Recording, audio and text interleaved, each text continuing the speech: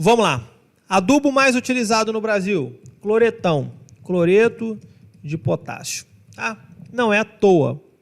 Cloreto de potássio é o adubo mais barato por unidade de potássio. Porra, Daniel, potássio aqui tá caro. Eu não estou falando que ele é o adubo mais barato do mundo. Estou falando que comparado com a unidade de potássio, ou seja, pela quantidade de potássio que tem, ele é interessante. Normalmente ele chega aí a 60% de potássio. Só que aqui tem um problema. Aqui tem um problema, tá? Daniel, 60% de potássio, muito potássio? Muito potássio. Bom demais. Adubo extremamente solúvel. Bom demais para utilizar.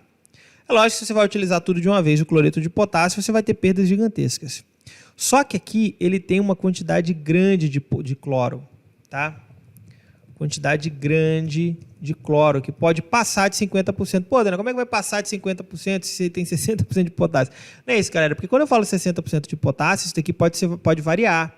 Você pode ter cloreto de potássio com 50% de potássio. Estou falando que ele pode chegar até 60% de potássio, como ele pode chegar a 50% de cloro. Isso daqui vai ser proporcional, a quantidade de cloro vai diminuindo. Agora, por mais que o cloro também seja um nutriente que algumas plantas precisam, o coco, por exemplo, precisa em grande quantidade de cloro. O cloro ele é meio complexo, porque ele aumenta a salinidade do nosso solo. Então, nós temos que ter muito cuidado ao utilizar o cloreto de potássio. Eu sempre indico, de acordo com o cronograma da cultura, fazer uma diferenciação, uma mudança, utilizar o cloreto de potássio e depois utilizar outro. Tá? Eu não recomendo exceder muita quantidade de cloreto de potássio, sei lá, por hectare, 100, 130, no máximo 150 quilos por hectare de potássio por aplicação. Existem literaturas mais rígidas que dizem que 110 quilos é o máximo que você pode colocar. Já vi gente falando 100 quilos, sim. Lógico que isso aqui depende do tipo do solo, enfim, depende de como está o seu solo, certo? Mas eu quero dizer que vocês não podem exceder muita quantidade de aplicação de cloreto de potássio por aplicação. Não quer dizer que você não possa aplicar 400 quilos de cloreto de potássio num ciclo, não é isso. Estou falando que não é interessante você fazer 300, 400 quilos de cloreto de potássio por hectare numa única aplicação.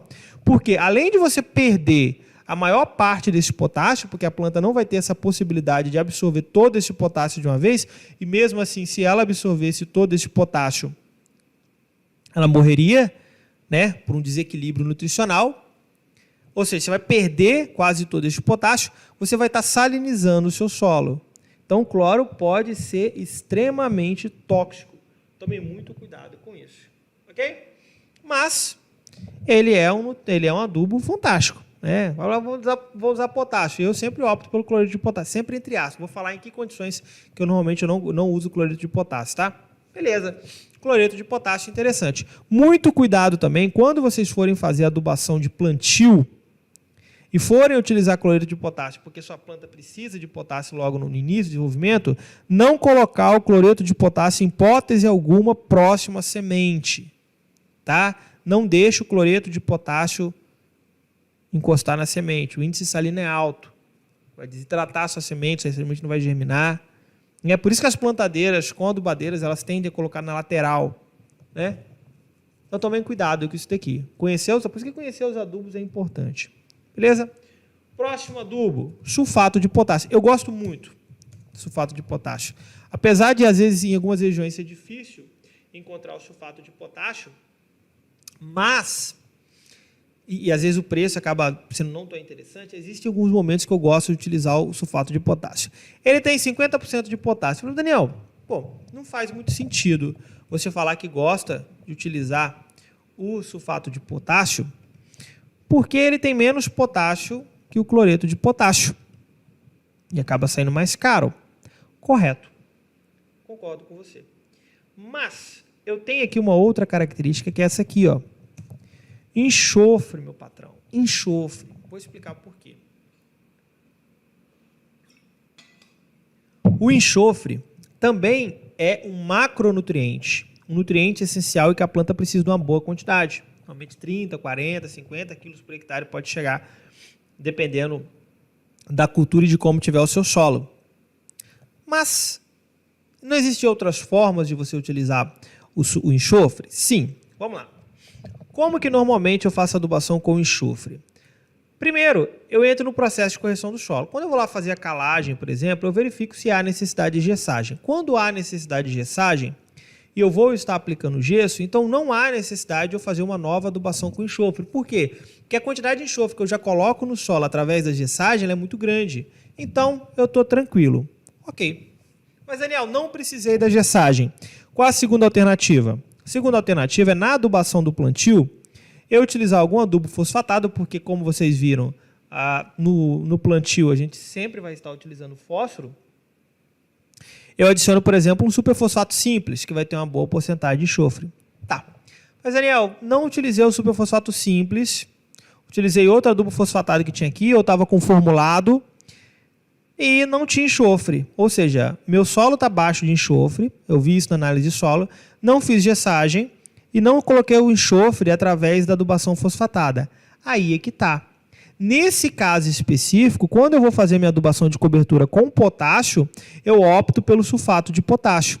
Porque aí, nesse caso, eu adiciono enxofre. Ou, se você vai ser obrigado a utilizar uma adubação de plantio, onde você vai ter que colocar um pouco de enxofre, quer dizer, você vai ter que colocar um pouco de potássio, você pode optar também pelo sulfato de potássio. Mas quando que isso daqui compensa? Quando eu tiver a necessidade de adicionar enxofre. Por quê? Porque a gente não faz nenhuma adubação enxofrada. Isso não existe uma adubação específica para enxofre. A gente coloca o enxofre ali, meio que jeitinho brasileiro. A gente vai ver um momento que vai dar para encaixar ele ali e a gente coloca. Só que não pode faltar enxofre, pessoal. Enxofre é um macronutriente, é um nutriente essencial. Ele é muito importante. Beleza?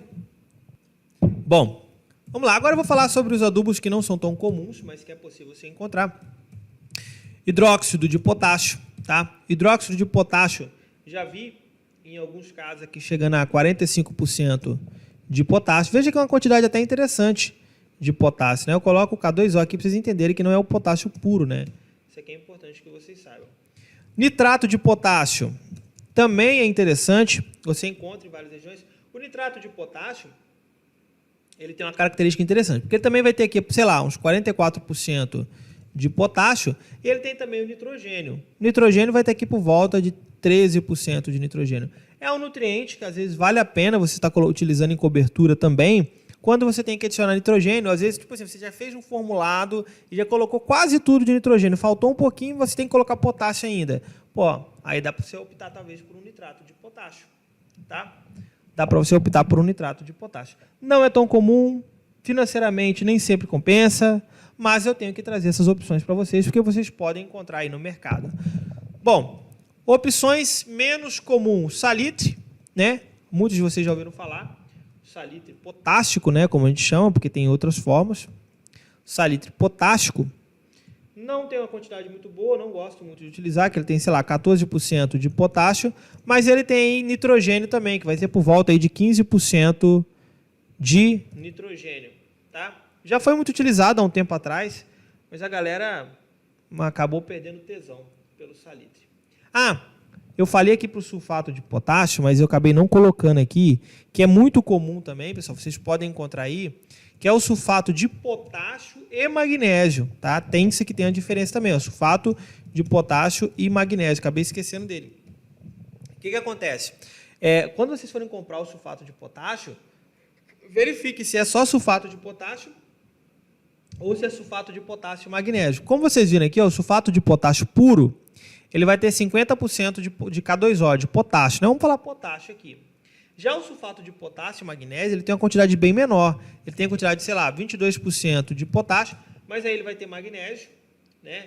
Magnésio, sei lá, uns 11% de magnésio. Tudo isso aqui é uma média, tá, pessoal? Isso aqui pode variar um pouquinho para cima ou para baixo.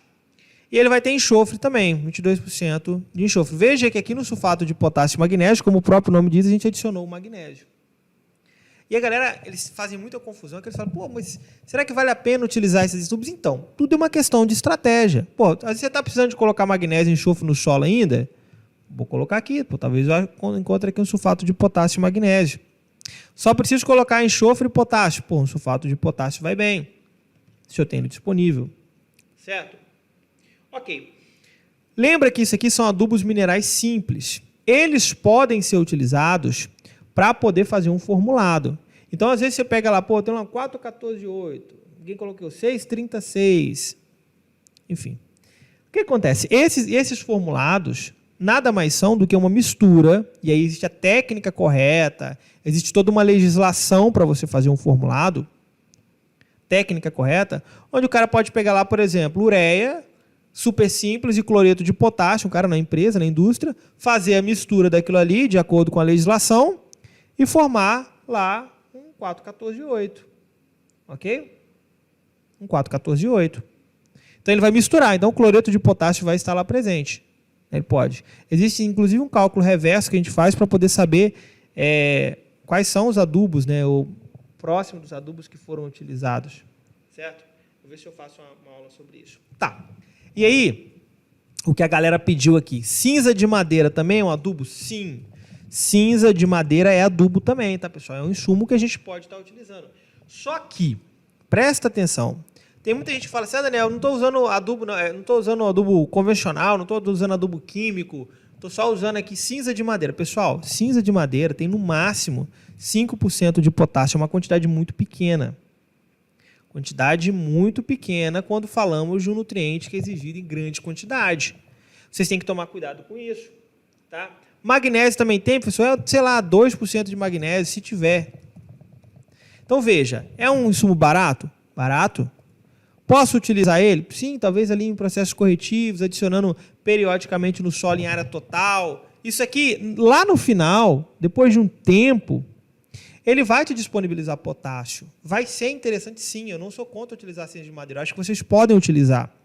Só que não utilizem cinza de madeira como seu principal adubo de potássio. Galera, isso aqui, vocês não vão ter potássio para a planta. Não vai ter. Não vai ter. A não ser que seu potássio já esteja muito alto, você está querendo só fazer uma manutenção ali, para no longo prazo, aos poucos, ele ir liberando. Daniel, ele é barato, eu posso colocar uma quantidade grande. Sim, filho.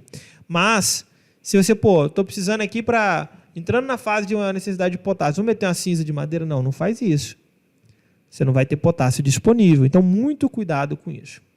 Galera, esse daqui são os principais adubos que a gente tem no mercado. Aí nós vamos ter algumas misturas diferentes, alguns adubos com nomes estranhos, que no final das contas são misturas com esses adubos aqui. Tá? Com esses adubos aqui. Ok? Com os adubos orgânicos. E aí, é lógico, a gente fala em adubação orgânica depois, vocês vão ver que existem vários insumos orgânicos com composições diferentes.